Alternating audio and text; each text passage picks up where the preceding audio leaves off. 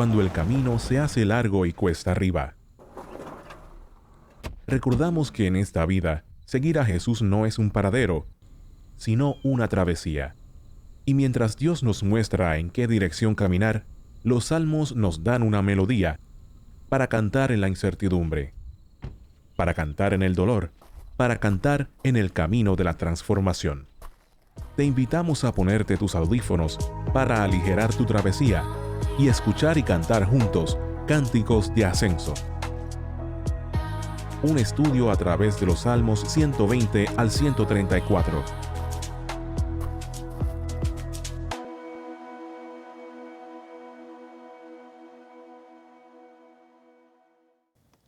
Esta mañana tenemos el privilegio de detenernos a examinar la palabra de Dios como parte de nuestra serie Cánticos de Ascenso. Y los Salmos 120 al 134 específicamente son los que son designados como los Cánticos de Ascenso. Estos eran salmos que cantaban los peregrinos que ascendían a Jerusalén, de ahí sale el nombre. Y ellos ascendían a Jerusalén para observar los festivales a los cuales todo varón judío estaba obligado a participar. El festival de la Pascua, el festival de Pentecostés y el festival de los tabernáculos. Estos salmos fueron inspirados por Dios con el propósito de animar el alma del peregrino fatigado. Por eso, en las últimas semanas nosotros hemos estado examinando diferentes causas por las cuales nuestras almas pueden estar cansadas. Y hasta ahora pues hemos examinado muchas causas externas. En nuestro caso nosotros podemos sentirnos fatigados por esta pandemia que no se acaba. Parecemos estar a la puerta de la segunda ola. Podemos sentirnos fatigados por la temporada de elecciones y lo polarizada que se encuentra nuestra sociedad. Podemos sentirnos fatigados por el efecto de incertidumbre que todo esto tiene en la economía. Pero en este mundo que ha sido afectado por la maldición del pecado, desafortunadamente nuestros sufrimientos no solo vienen de afuera, sino que muchas veces como la expresión que usamos, nosotros mismos nos cortamos las patas. Muchas veces nosotros nos causamos nuestra propia miseria. Puede que esta mañana nos encuentre a muchos de nosotros aquí agobiados, nos encuentre fatigados, nos encuentre agotados, porque estamos envueltos en muchas cosas en las cuales no necesitamos estar envueltos.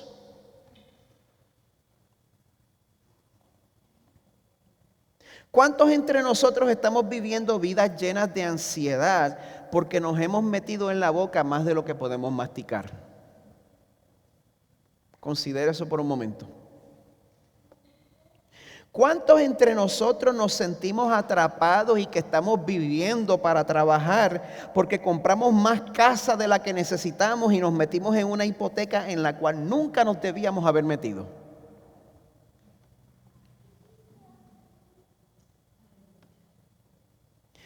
¿Cuántos entre nosotros tratamos a nuestra familia con resentimiento cada vez que ellos expresan una necesidad legítima porque nos están quitando el tiempo que necesitamos para esa otra meta que queremos alcanzar, a pesar de que obviamente esta no es la temporada correcta para nosotros meternos en ese enredo?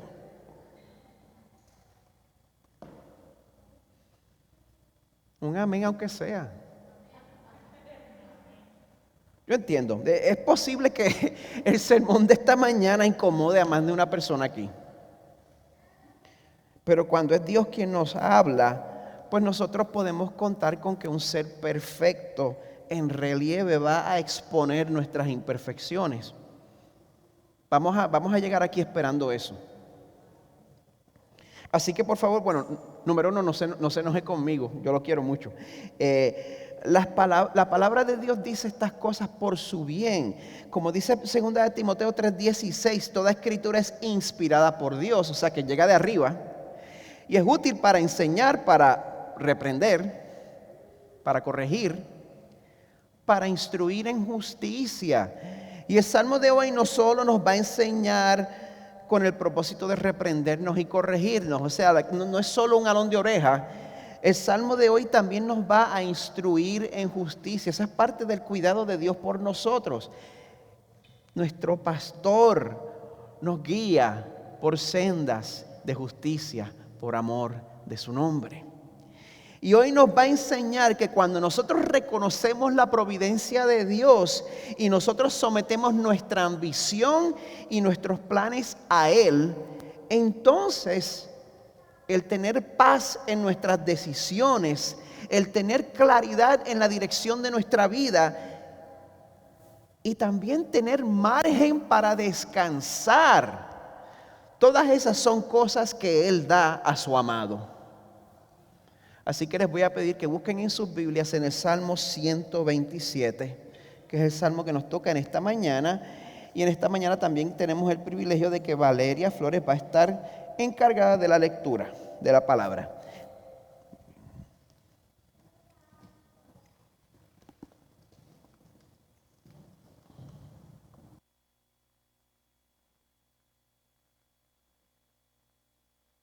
Salmo 127, Cántico de ascenso gradual de Salomón.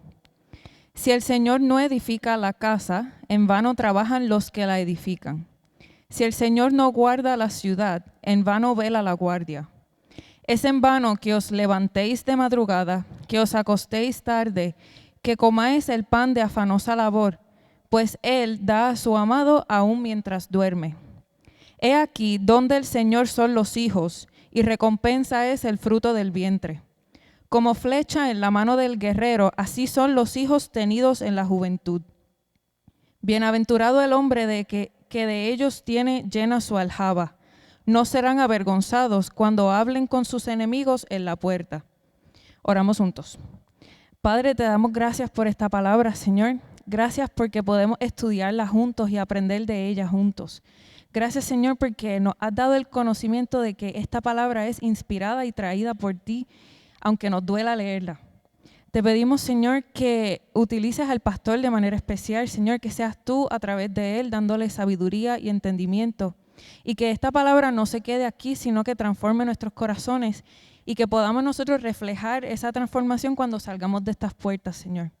Te damos gracias por ella y por la bendición de estudiarla juntos en comunidad. Y te pedimos, Señor, que nos guíes en comunidad para acercarnos más a ti cada día, Señor. Gracias, Padre, en el nombre de Jesús. Amén.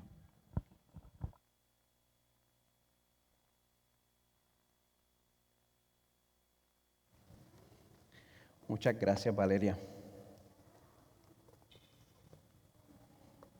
Los plantadores de iglesia somos personas que tendemos a admirar las personas que tienen visión. Esto es algo que yo he tenido que aprender a hacer, si les voy a ser sincero. Y cuando nosotros vemos a líderes visionarios tener éxito, eso nos inspira. Y yo quiero presentarles a un viejo amigo mío, a mi pastor del 1993 al 1995. Su nombre es Fermín Bocanegra. Él vive en el área del Triángulo de Piedmont, en Carolina del Norte, en la ciudad de Kernersville. Fermín es oriundo del Perú. Y cuando él llegó a los Estados Unidos, creo que a principios de los años 70, ya él me corregirá, él me ha contado que llegó con un conocimiento limitado del inglés y que llegó con muy poco dinero.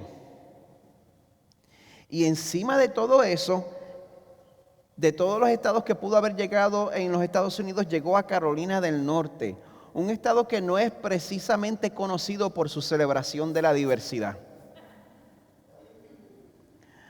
A pesar de todo, en ese entorno, allí eventualmente se convirtió en un emprendedor y en un líder comunitario. Y entonces terminó casándose con una norteamericana. Terminó mudándose a una urbanización donde recibió cartas hostiles de vecinos dejándoles saber que él como latino y que su matrimonio mixto no eran bienvenidos entre ellos. Nosotros hablamos de microagresiones, él las experimentó de verdad y eran macro.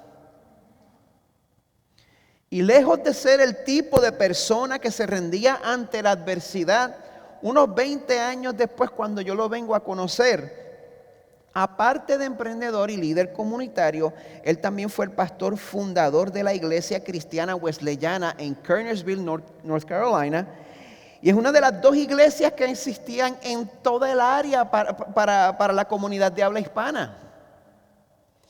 Pero no se quedó ahí.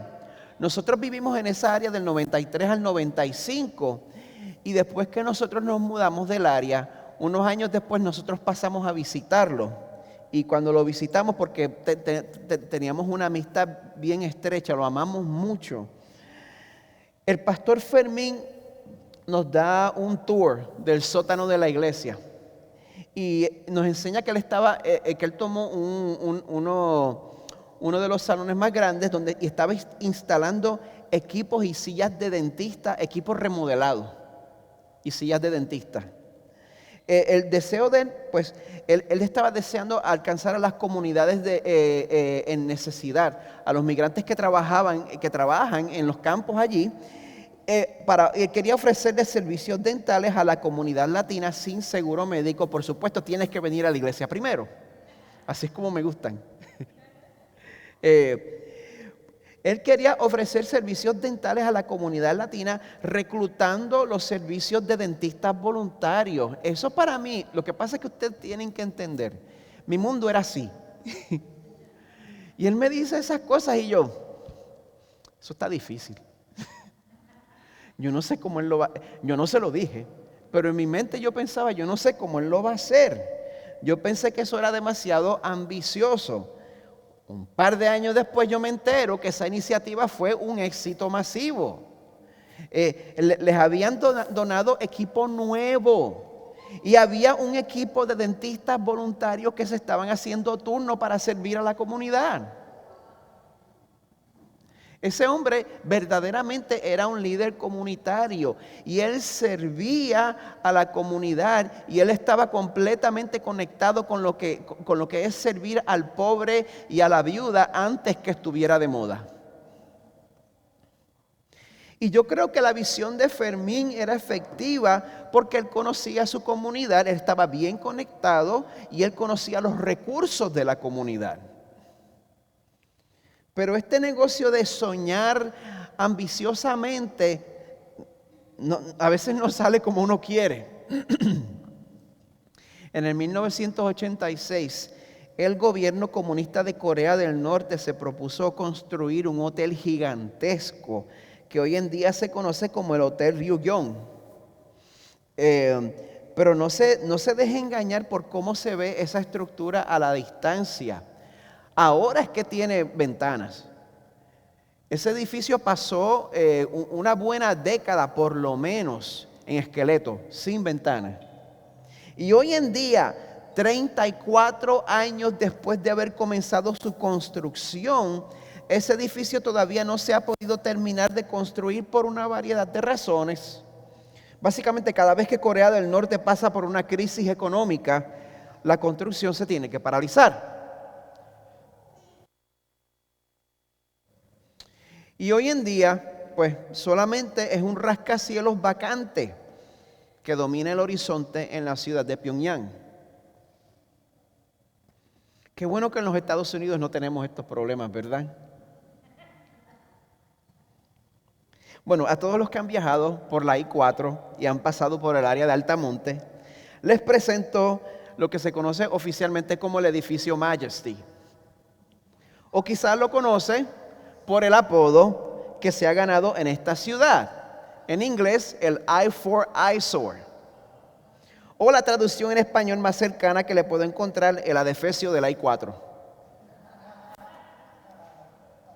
Este edificio se comenzó a construir en el año 2001, hace casi 20 años, por los dueños de un canal de televisión local cristiano, los cuales por varias razones han detenido la construcción del edificio en diferentes etapas, pero a pesar de todas las razones que dan, lo que la comunidad ha notado es una monstruosidad de edificios sin terminar al lado de la carretera por 2 décadas.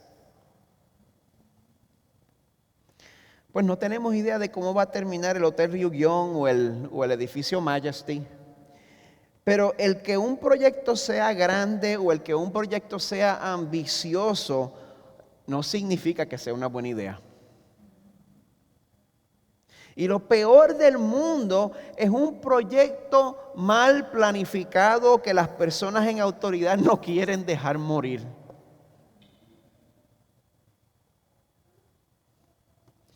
Por eso es importante que nos preguntemos si esto es algo que nos podría pasar a nosotros personalmente. ¿Cómo así? ¿Cómo se puede esto aplicar a nosotros personalmente? ¿Seríamos capaces de permitir algo así en nuestras vidas? ¿Nos permitiríamos laborar hasta el punto de correr el riesgo de desperdiciar nuestros esfuerzos? Yo me temo que todos corremos ese peligro, porque muchas veces nosotros creemos que es mejor empezar a hacer algo rápido que esperar para entonces poder hacerlo bien. ¿Me entienden? Muchas veces creemos que es mejor empezar a hacer algo rápido que esperar para hacerlo bien. No queremos que la gente crea que somos pasivos. Y es por esa razón que nosotros terminamos teniendo nuestros propios adefesios personales. No queremos quedarnos de las manos cruzadas y terminamos atrapados en deudas, terminamos atrapados en fraudes, terminamos atrapados en relaciones abusivas, terminamos atrapados en situaciones sin salida. Y me dice, bueno, por lo menos yo estoy haciendo algo. Quizá. Pero cuando nosotros hacemos sin pensar, a veces en vez de ayudar hasta hacemos daño. Yo me acuerdo cuando el huracán María azotó a Puerto Rico. Aquí en Orlando se formó un revolú y se formó un frenesí y una presión de grupo entre iglesias por ser el primero en salir por Facebook mandando botellas de agua a Puerto Rico. ¿Quiénes se acuerdan de eso? Yo me acuerdo de eso. Y me preguntaban, pastor, ¿qué usted va a hacer? ¿Qué usted va a hacer? ¿Qué usted va a hacer? Puerto Rico, el agua, ¿qué usted va a hacer? Por esa misma presión, actuar rápido, sin pensar. Mucha gente malgastó su dinero. Los que son de Puerto Rico lo saben. Se vieron muy bonitos por los medios sociales mandando su agüita embotellada. Probablemente acumularon muchos likes. Pero sabemos, los de Puerto Rico sabemos que esa agua o se tomó meses en llegar, o fue interceptada primero por oficiales del gobierno a quienes no estaba dirigida, o terminó siendo almacenada y todavía está almacenada y se echó a perder. A saber dónde está.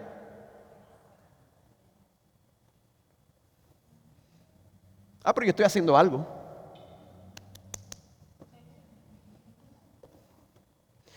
Quien en vida fuera el filósofo cristiano Jacques Ellul, ¿lo dije bien? Escribe, hoy todo se ha convertido en medios. Ya no hay un fin. No sabemos a dónde vamos. Hemos olvidado nuestros fines colectivos y poseemos grandes medios.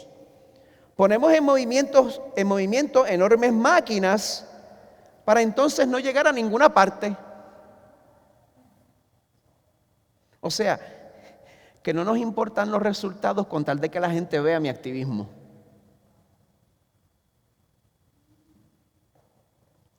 Amada iglesia, si nuestros esfuerzos no dan frutos, no podemos conformarnos solamente con estar ajetreados. ¿Entienden eso? No podemos conformarnos solamente con estar ajetreados si nuestros esfuerzos no dan fruto.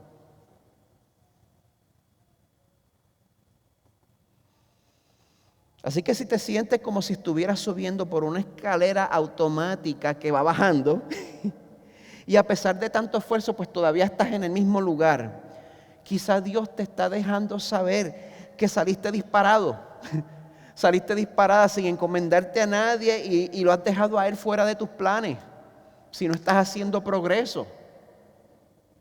Quizás por esa razón Él ha permitido que estés oyendo este sermón en este momento y quiere comunicarte a través del salmo que vamos a examinar en esta mañana. No separes tus esfuerzos de los propósitos de Dios. Porque el tomar decisiones sin tener a Dios en cuenta puede resultar en que aunque te hagas llamar cristiano, estés viviendo tu vida en oposición a Dios. El texto del Salmo de esta mañana nos deja saber que el autor es el rey Salomón, hijo de David. Y al leer este Salmo, una de las primeras impresiones que uno se puede llevar es que como que parece estar desconectado. Eso es lo que yo notaba cuando lo leía antes. Como que comienza hablando de un tema y de momento empieza a hablar de tener hijos. Así que si le parece que este salmo está escrito un poquito al azar, pues créame que ese no es el caso. Más adelante lo vamos a entender, se lo prometo. Quédese conmigo. Por ahora vamos a considerar juntos la primera sección que se encuentra en los versos 1 y 2 y hablan del tema de la realidad de la providencia de Dios. Y estoy consciente de que cuando digo esa palabra, la providencia de Dios, pues ya me estoy metiendo en territorio teológico. Así que si me lo permiten, voy a echarme un poquito para atrás. Vamos a compartir una definición para refrescar nuestras memorias sobre lo que significa la providencia de Dios. En las palabras del teólogo Wayne Grudem, la providencia de Dios se refiere a que Dios continuamente participa con todas las cosas creadas y al hacerlo las mantiene, número uno, en existencia con las propiedades con que las creó. Número 2, coopera en todo con las cosas creadas, dirigiendo sus propiedades distintivas para hacerlas actuar como actúan. Y número 3, las dirige para que cumplan sus propósitos. Dios está envuelto en todo eso. Si se le está desbordando el cerebro, se supone. Y a eso es que me refiero cuando digo que la primera sección de este salmo nos habla sobre la realidad de la providencia de Dios. Comenzando con el verso 1, dice: si el Señor no edifica la casa, en vano trabajan los que la edifican. Si el Señor no guarda la ciudad, en vano vela la guardia. Aquí estamos hablando sobre el balance que debemos tener entre nuestro sentido de responsabilidad y nuestra confianza en Dios. Ambas cosas son necesarias. La Biblia no niega ni una ni la otra. Y a eso se refiere esto. Un balance entre nuestro sentido de responsabilidad y nuestra confianza en Dios. Ese es uno de los textos que yo oí desde mi niñez. Me acuerdo que decían: si Dios Jehová no edifica la casa, en vano trabajan los edificadores. Yo nunca presté suficiente atención para notar si lo entendían y lo interpretaban correctamente, pero por lo menos yo sé que nuestra cultura no cree eso. Yo sé que nuestra sociedad no cree eso. Nuestra sociedad se va a dos extremos. Nuestra sociedad, bueno, están los que no confían tanto en Dios, que ellos tienen su propio salmo apócrifo que dice: a Dios rogando y con el mazo dando. Y también están los que nada le importa y se desentienden del asunto, y ellos también tienen su propia oración que dice que Dios reparta suerte. Así que yo no sé dónde usted tiende a caer, a Dios rogando y con el mazo dando, o que Dios reparta suerte. Pero si hay algo que este texto no nos está mandando a hacer, es a recostarnos. Este salmo no nos está mandando a vivir una vida de pasividad. El propósito de este texto es que nos demos cuenta de que nosotros dependemos de la providencia de Dios en todas las facetas de nuestra vida. En todas. Inclusive en las cosas que usted hace y usted siente que usted domina. Incluyendo las partes de nuestra vida que requieren nuestra responsabilidad y nuestro esfuerzo. Porque si, como dice por ejemplo, Filipenses 2:12 nos dice: ocupémonos en nuestra salvación con temor y temblor. Vas al próximo verso, te dice, también aclara que Dios es quien obra en ustedes tanto el querer como el hacer para su buena intención. La Biblia nos destaca esa tensión. Tenemos responsabilidad, dependemos del Señor. El apóstol Pablo podía vivir en esta tensión expresando estas dos verdades.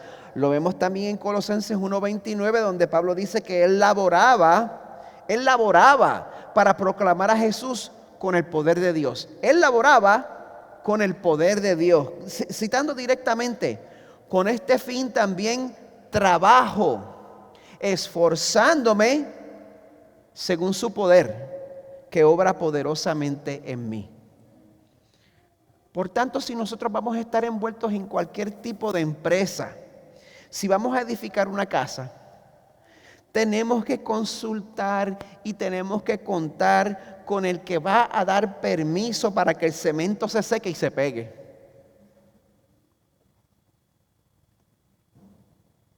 ¿Usted entendió? Si al Señor le da la gana, llueve por una semana y ni el cemento se pega. Si nosotros vamos a velar sobre una ciudad, tenemos que consultar y contar con el que va a dirigir nuestra mirada al lugar indicado. Nosotros necesitamos a Dios mucho más de lo que nos damos cuenta. De otra manera, como dice el principio del verso 2, es en vano que se levanten de madrugada, que se acuesten tarde, que coman el pan de afanosa labor. Yo quiero que sepan, este salmo, una vez más, esto está dirigido al pueblo de Dios. Esto no es en general para todo el mundo. Esto es dirigido para el pueblo del Señor. Y si tú eres parte del pueblo del Señor, no vas a encontrar nada más frustrante ni más deprimente que trabajar en contra de los propósitos del Señor. Se te va a agriar la vida. Dios quiere enseñarte a que dependas de Él. Y mientras tú estés ahí, dando cosas contra el aguijón sin aprender, el resultado va a ser frustración, el resultado va a ser agotamiento físico y agotamiento mental. Y el resultado va a ser personas alrededor tuyo que van a estar resentidas. Pero cuando nosotros tenemos a Dios por delante de nuestros planes, cuando nosotros tenemos a Dios por delante de nuestros planes, y eso quiere decir dos cosas, que número uno, nosotros no permitimos que nuestros objetivos y sueños en la vida se interpongan en nuestra relación con Dios. Óigame eso. Porque yo no sé por qué a la hora de nosotros buscar nuestros sueños, de momento nuestra relación con Dios pasa a un quinto plazo.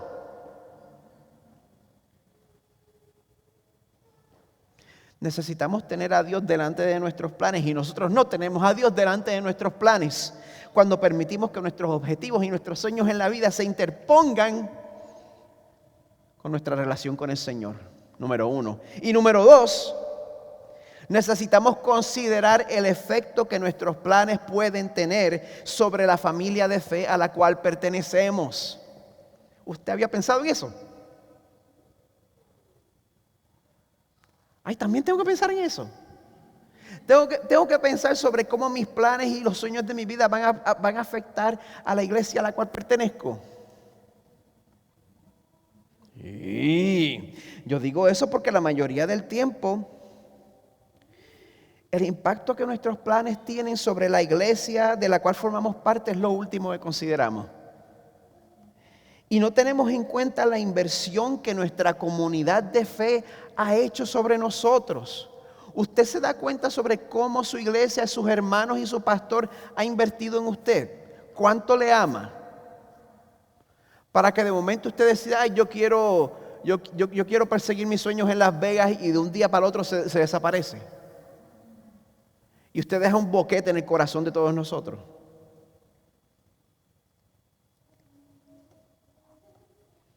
Pero cuando nosotros tenemos esas cosas en mente y nosotros las consideramos, entonces podemos seguir la dirección del Señor con su bendición y con una conciencia tranquila.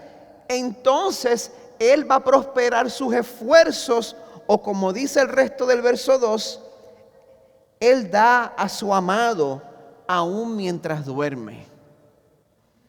Él va a ayudar a sus esfuerzos aún cuando usted no está haciendo nada. Esa frase es muy valiosa, especialmente para alguien que trabaja en la tierra. para un agricultor. Labrar la tierra es un trabajo sumamente arduo. Mi padre y mi madre tenían la habilidad y yo no podía. Yo no podía. Yo trataba y en 5 minutos me rajaban y me decían, tú no das ni un tajo ni en defensa propia. Labrar la tierra es trabajo de hombres de verdad. Pero después que uno hace su parte, a uno no le queda más remedio que esperar porque el Señor obre. Porque nosotros podemos sembrar, pero nosotros no podemos causar que la semilla germine. Nosotros podemos regar la planta una vez germine, pero nosotros no podemos ordenarle que realice el proceso de fotosíntesis. Usted no tiene ningún control de eso. Amada iglesia, cuando nosotros cumplimos nuestra responsabilidad, entonces estamos a la merced de Jesús, ya que Él es el que, como dice Hebreos 1:3, el que sostiene todas las cosas por la palabra de su poder. Y algo más que esta parte nos enseña es que una vez terminamos nuestra labor, una vez ya hemos sido fieles con nuestra responsabilidad, entonces hay que someterse a lo que Dios ha establecido en su palabra. Hay que descansar. Hay que descansar. El descanso no es opcional. La práctica del día de descanso, la práctica del Shabbat, del sábado, es uno de los mandamientos, no es opcional. Si somos diligentes con nuestra responsabilidad, entonces nosotros podemos descansar confiando en que Dios va a ser fiel para proveer lo necesario, en que Él va a dar aún mientras usted duerme. Ahora, si nosotros no somos fieles durante nuestro tiempo de trabajo, pues vamos a estar ansiosos durante nuestro tiempo de descanso.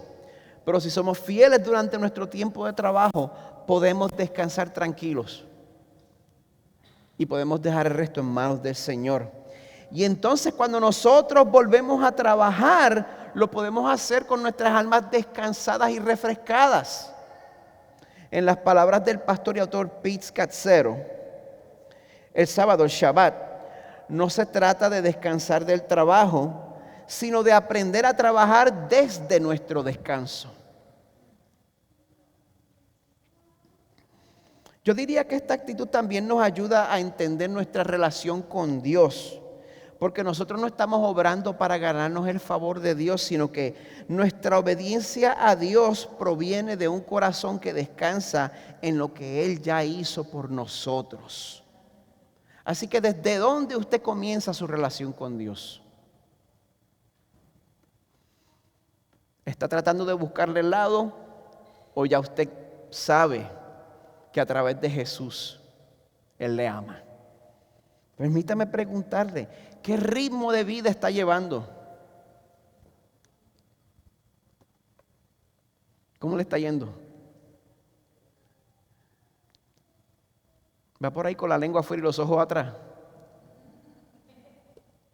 Yo sé cómo se siente eso. En las cosas que usted está haciendo, ¿usted tiene conciencia de la providencia de Dios?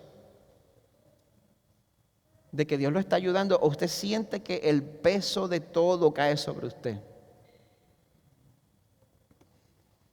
¿Te sientes solo en tus labores? ¿Se siente usted sola en sus labores?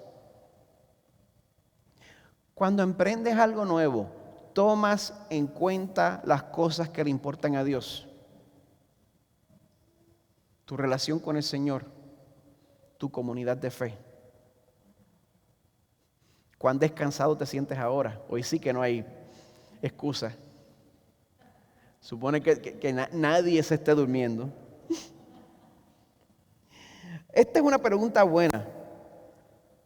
Después de tu día libre, ¿todavía te sientes agotado al volver a trabajar? Después de tus vacaciones, ¿necesitas otras vacaciones? Esas son cosas que diagnostican nuestros corazones. Porque vivir con los ojos atrás y con la lengua afuera no es fruto de depender de la providencia del Señor. De hecho, en la segunda sección de este salmo podemos ver la expresión de la providencia de Dios. Y el fruto de la providencia de Dios es que al final nos damos cuenta que las cosas más valiosas en nuestra vida no son producto de nuestra fatiga, no son producto de nuestro sudor, sino que esas cosas son regalo de Dios. ¿Me explico? En los tiempos del salmista pues no había 401k, no había seguro social, no había pensión, no había plan de retiro. Sí. Básicamente, si uno no quería en esos tiempos pasar sus años de vejez abandonado en la calle, porque eso es lo que había, si uno no quería eso, pues iba a ser esencial tener hijos. Ese era el plan de retiro para entonces. Y es por esa razón que no tener hijos en esa época era visto como una maldición, porque ¿quién iba a cuidar de uno? Hoy en día la maldición va a ser para el que me tenga que aguantar a mí cuando esté viejo. Yo puedo imaginar a los 4 hijos míos echando suerte para ver quién pierde. Pero bueno, para este tiempo, lo que más iba a hacer falta en estos años de necesidad, lo que más iba a hacer falta en estos años de delicadeza, eran los hijos, los cuales son un recurso que viene solamente si Dios lo permite. ¿Me está siguiendo? La única esperanza de retiro era tener hijos, y los hijos solo vienen si Dios lo permite. Usted puede tratar todo lo que quiera, pero hasta que Dios no diga vienen hijos, no vienen hijos. Dice el verso 3, un don, un regalo del Señor son los hijos. Recompensa es el fruto del vientre. Como flechas en la mano del guerrero, así son los hijos tenidos en la juventud. Queridos padres latinos, como flechas en la mano del guerrero, así son los hijos. Eso quiere decir que nosotros no usamos la culpa para retener a nuestros hijos en el hogar, sino que como flechas, tan pronto estén listos, los disparamos para este mundo. Amén. Está bien callado. Amén. Es por eso que el verso 5 concluye diciendo: bienaventurado el hombre que de ellos tiene llena su aljaba. Ese es el paquetito atrás, la mochilita donde pone la flecha, básicamente. No será avergonzado cuando hable con sus enemigos en la puerta. Y si yo de viejo tengo una disputa con otro viejo, él llega con un palo, yo llego con mis 4 hijos, pues yo voy a mí. Pero bueno, el usar la ilustración de los hijos como evidencia de la providencia de Dios, eso nos deja ver que al final de cuentas, aunque nosotros estemos envueltos en conseguirlos, y estoy en una posición difícil porque esto es un culto para toda la familia, aunque nosotros estemos envueltos en conseguir a los hijos, nuestros recursos vienen de arriba. Para citar a Eugene Peterson, imposible escoger un mejor ejemplo. ¿Qué hacemos para tener nuestros hijos? Muy poco. El milagro de la procreación y la reproducción requiere nuestra participación, pero a duras penas podríamos llamarlo trabajo. No hicimos estas maravillosas criaturas que caminan, hablan y crecen entre nosotros, sino que participamos en un acto de amor que nos fue provisto en la estructura de la creación de Dios. Por lo tanto, Dios nos llama en esta mañana a que descansemos en su provisión providencial, valga la redundancia. Así que a la luz de este llamado de descansar en la provisión del Señor, cuando tú piensas en tu futuro, yo tengo 51 años, yo voy a ser así y ya va a ser hora de retirarme. Cuando piensas en tu futuro, ¿cómo te sientes? ¿Te sientes confiado o te sientes ansioso?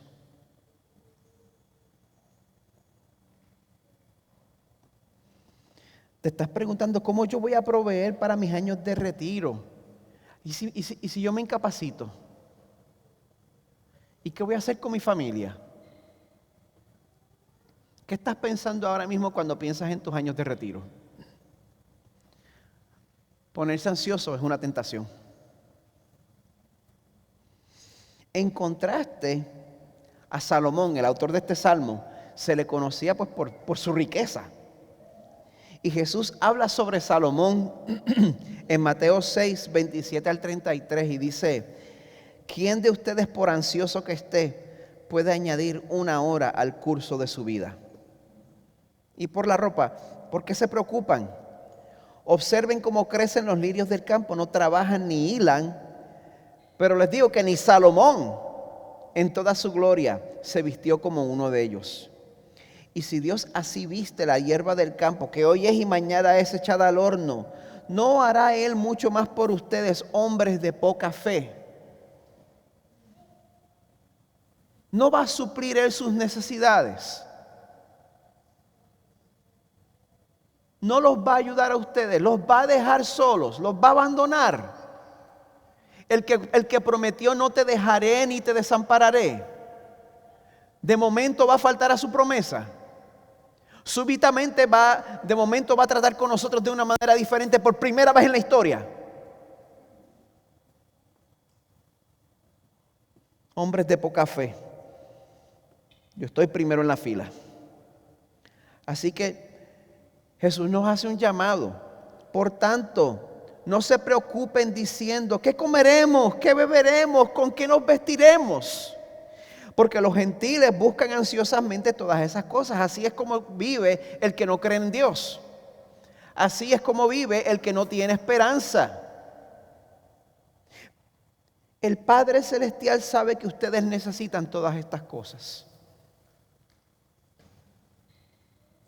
Dios sabe que ustedes necesitan todas esas cosas por las cuales ustedes se están preocupando.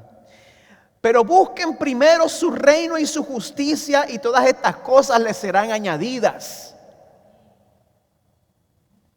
Así que eso pone nuestras prioridades en orden. Y buscar el reino de Dios es, primero que nada, aceptar la invitación de Jesús cuando nos dice en Mateo 11, 28: vengan a mí todos los que están cansados y agotados, y yo los haré descansar. Y podemos descansar porque, miren, número uno, nuestra salvación ha sido garantizada por lo que Jesús hizo por nosotros. Hebreos 7, 24 al 25, Jesús conserva su sacerdocio inmutable, puesto que permanece para siempre, por lo cual Él también es poderoso para salvar para siempre a los que por medio de Él se acercan a Dios, puesto que vive perpetuamente para interceder por ellos. Así que ese es un área que usted puede abandonar al Señor. Y si nosotros verdaderamente creemos lo que el Señor dice, entonces nos damos cuenta de que tenemos una nueva identidad. Somos aceptados por Dios y partimos de ahí. Cuando vivimos nuestras vidas desde esa posición e identidad de aceptación, en lugar de esa búsqueda de aceptación, entonces Dios se convierte en el Señor de nuestros planes y el Señor de nuestros calendarios. Y en lugar de vivir en respuesta a las expectativas de nuestra sociedad, nosotros vivimos en respuesta a Cristo y en respuesta a lo que Él logró en la cruz. Y nosotros permitimos que sea el Señor quien establezca nuestros planes y que sea Él quien establezca nuestros horarios. Y esta verdad del Evangelio nos libera para vivir nuestras vidas de una manera radicalmente diferente. Cuando todos los demás están muriendo de la ansiedad, nosotros podemos vivir en paz. Por eso, si no has recibido a Jesús como tu Salvador, yo te llamo a que lo hagas en este día para que experimentes lo que es vivir una vida sin tener que estarte preguntando si Dios te ha aceptado o no. Y si ya has recibido lo que Jesús hizo en la cruz por ti, pues yo lo que voy a hacer es cerrar con las palabras de mi buen amigo y mentor Chan Kilgore. Jesús es suficiente. Jesús es más que suficiente. Descansa. Así que los invito a celebrar ese descanso participando en el sacramento de la comunión. Quiero invitar al equipo de adoración a que tome su lugar.